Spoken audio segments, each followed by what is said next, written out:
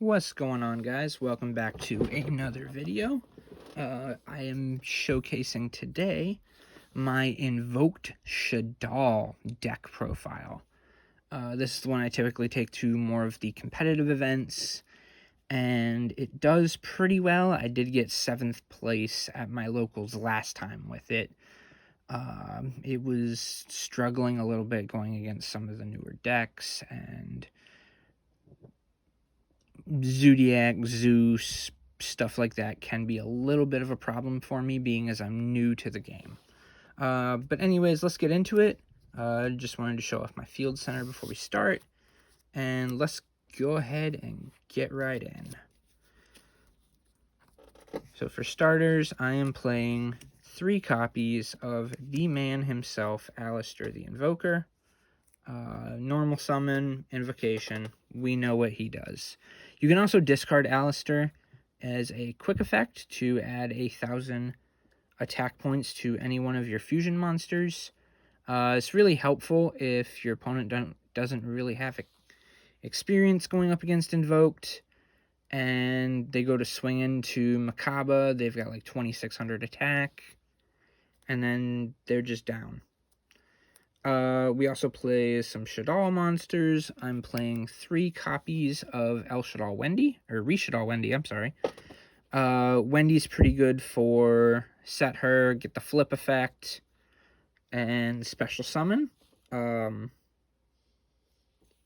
We play 3 copies of Squamata. Squamata is great for spot control. I really like Squamata at 3 in this deck. I also run 3 copies of Ash Blossom, a wonderful fire target for Purgatrio, and Ash Blossom is one of the better cards for hand traps in the meta. I run 2 copies of Shaddoll Hedgehog. Shaddoll Hedgehog's great for getting cards out of your deck. Wonderful, wonderful card. I have 2 copies of Shaddoll Beast. Shaddoll Beast, pretty good for getting some draw power to the deck, getting some mill power to the deck. Just Shaddolls are awesome. We know that. 1 Shaddoll Dragon. This one I actually traded for the OTS pack version. I did have the structure deck version, and then I figured might as well bump up rarity.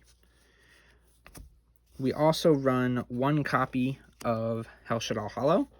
Hollow's great for milling, great for having a big body on the field. Sometimes you're going up against these large dragon decks. You gotta have protection, especially when you're the little flippers. 1 copy of Genius. I don't use Genius that much, but it can be pretty good. 1 copy of Ariel. I do suggest that if you don't have all of the Shaddoll cards, like Hollow, Genius, maybe you're running a little bit less on some of the monsters, bump up Ariel. Ariel is going to be good going up against Drytrons and Tri-Brigade going into the coming meta. That's all I have for monsters right now. Let's hop into our spells. I am obviously playing 3 copies of Magical Meltdown. Searches Alistair, protects your fusion spells. This card probably should have got hit on the ban list. Didn't, so let's abuse it and make Konami hate us. 3 copies of Shaddoll Fusion. Shaddoll Fusion's great for getting cards out of your deck, punishing your opponent for summoning extra deck monsters.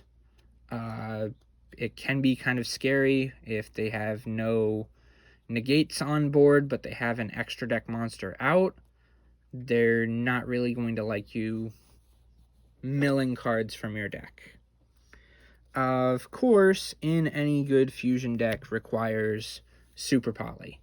I believe Super Poly was highly meant for the Invoked Shaddoll build. It's wonderful for going into any Shaddoll or Invoked monster. It's wonderful for going into Starving Venom, Mud Dragon, all of that. I also run 2 copies of Invocation. Now this card's really expensive. Even at the lower rarities that it's in, is still like $40. So if you are a budget player looking to play this deck, stick to 2. 2 will do you just fine. It's not the greatest, but you can recycle Invocation after your Fusion summon. That's it for our Fusion spells. Now we have some of our one-ofs. I play 1 copy of Raigeki, 1 copy of Feather Duster. These are general spot removal. Get rid of monsters, get rid of spell traps. I don't have Lightning Storm yet. We'll see what happens in King Court. 1 copy of El Shaddoll Fusion. Sometimes that can help. Foolish Burial. Terraforming. And then I also run Secret Village of the Spellcasters in this deck. I like Secret Village. I don't know why. It can be pretty clutch at times if you have a Spellcaster out. That's it for our spells. I'm going to move on to our small setup of traps. We run 1 copy of Incarnation, 1 copy of Shaddoll Schism. This is still a pretty tough card to get around, but it works. And then 1 copy of Dogmatica Punishment. Being as this is a primarily Fusion deck, Dogmatica Punishment isn't the greatest for this build, but I have seen some success with it going into some of the new decks that are coming out. I've been able to stop Drytrons for a little while, and other cards. I also run a particular monster that I send from the extra deck to help. Now for the extra deck monsters. We're going to start with our Invoked Fusions. I run 1 copy of Mechapa in the extra deck, 1 copy of Augustes, 1 copy of Purgatrio, and 1 copy of Elysium. I really like Elysium. It comes in pretty clutch with 3200 attack. It's a really nice card. It really can get you out of some tough situations. I do believe I've used this as a super poly target as well, taking out one of their fusion monsters on one of my invoker monsters. So that was pretty awesome. Then I run 2 copies of El Shaddoll Construct. We all know in every good Shaddoll deck requires Construct. 2 copies of Winda. Winda can be a nightmare for a lot of decks. There is a lot of hype going around that Winda is going to be the big boss monster of the meta. A lot of people are saying Invoked Shaddoll are going to be a very strong deck. 1 copy of Apkalon. Apkalon is really good for going into Shaddoll monsters if you don't have the materials for Construct or Winda, I'm sorry.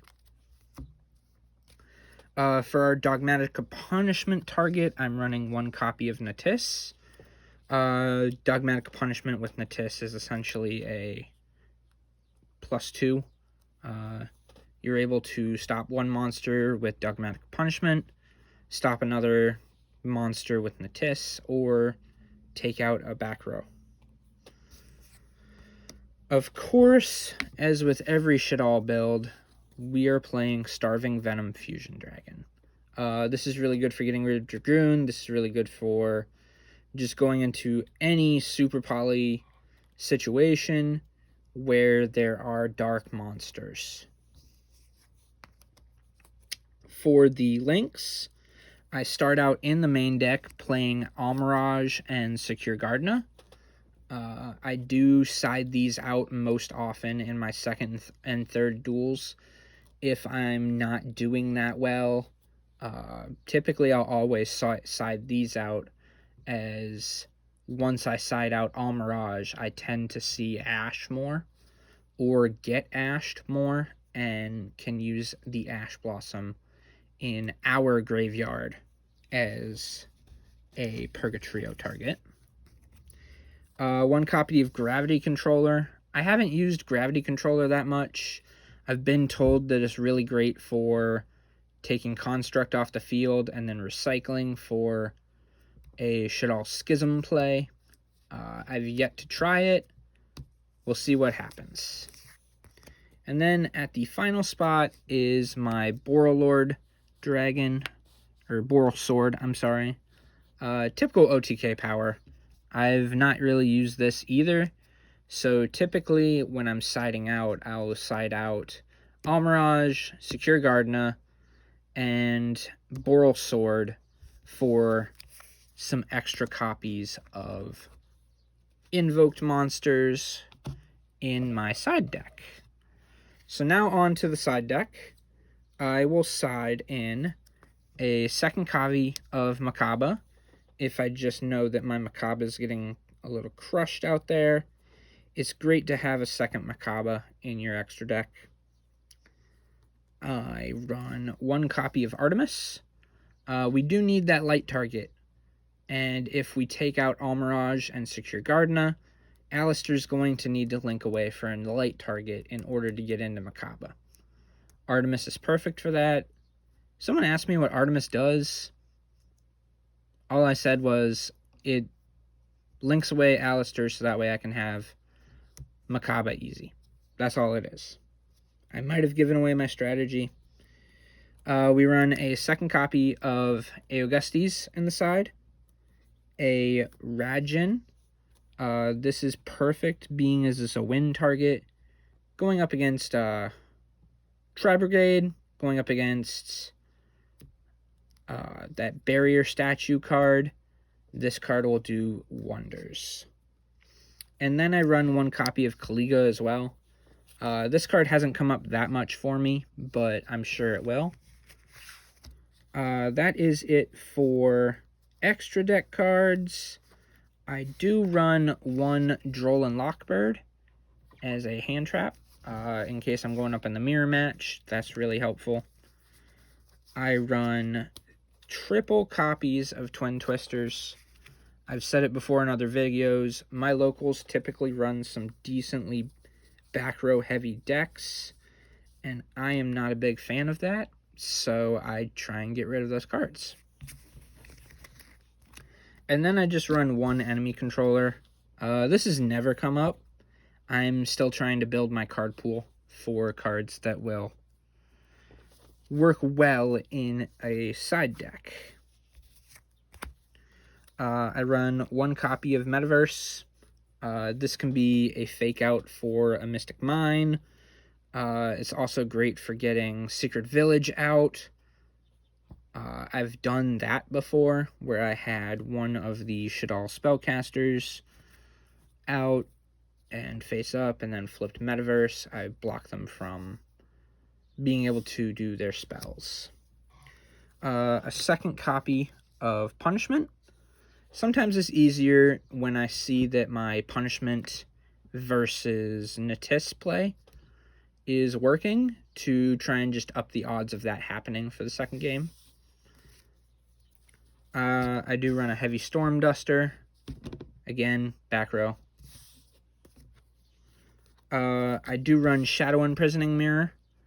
This was a pretty funny tech choice that I had going into a mirror match, as Shadow Imprisoning Mirror is going to stop Dragoon, it's going to stop Alistair, it's going to stop all dark monsters from activating effects. And being as most of the dark monsters that you're going to see are going to be very strong effects, Shadow Imprisoning Mirror as well as Light Imprisoning Mirror are real great tech choices. And then I just run one copy of Evenly Matched. This has only helped me once so far, and I'm not sure if I'm going to keep it in the side deck or not. Anyways, that's it for the Invoked Shaddoll deck profile. If you guys like what you saw, be sure to like, comment, subscribe, all the fun YouTube algorithm items that are required to make you better content. Also, maybe I'll be able to get a better stand for my phone or a camera. You know how YouTube works, guys. Help me out. I'll help you out. It'll be perfect. Once again, thank you for watching, and we will see you next time.